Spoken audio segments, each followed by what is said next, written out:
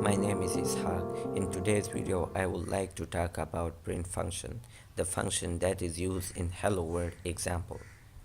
But first, what is a function?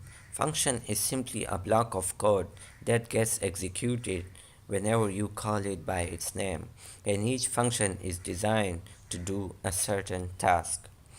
And there are many built-in functions, and print is one of them.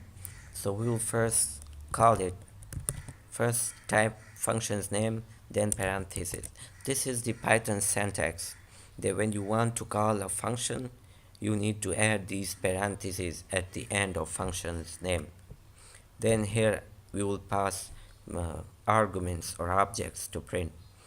But for now, we will first add a single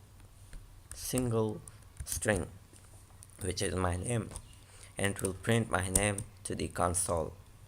Now what if I want to print more than one object? We will simply use a comma. Let's say 1, 1, 2, 1, 2, and 3. Now it will print all these three objects in the same line, separated by space. And this separator is a default value which print function uses to separate objects. You can change this value from space to any string you want, and it's a keyword argument of print function. So we will change it in this way. Sep is equal to example hyphen, and now hyphen will be used to separate objects. And if you use print function again, for example print and second call, this is second call,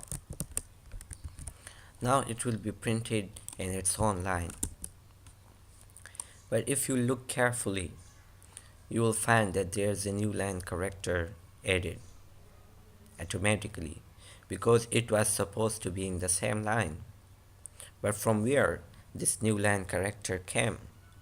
Well, there's another built-in or default value which print function uses to separate lines, which print function automatically appends at the end when all the objects has been printed.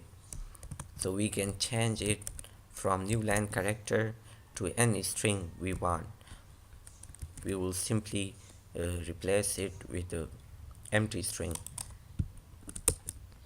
Now it will be in the same line, but most of times we don't need to change these values because these are set for our convenience, but there are times when we just need to change these values. This was how we can use print function to print objects to the console.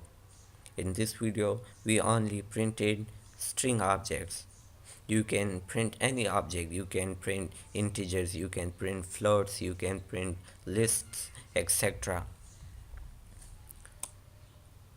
But remember one basic thing about string, that it's a series or sequence of characters enclosed in single or double quotes. We will talk about strings in detail in its own video. Well, that was our end of video. I hope you enjoyed. See you next time. Bye bye.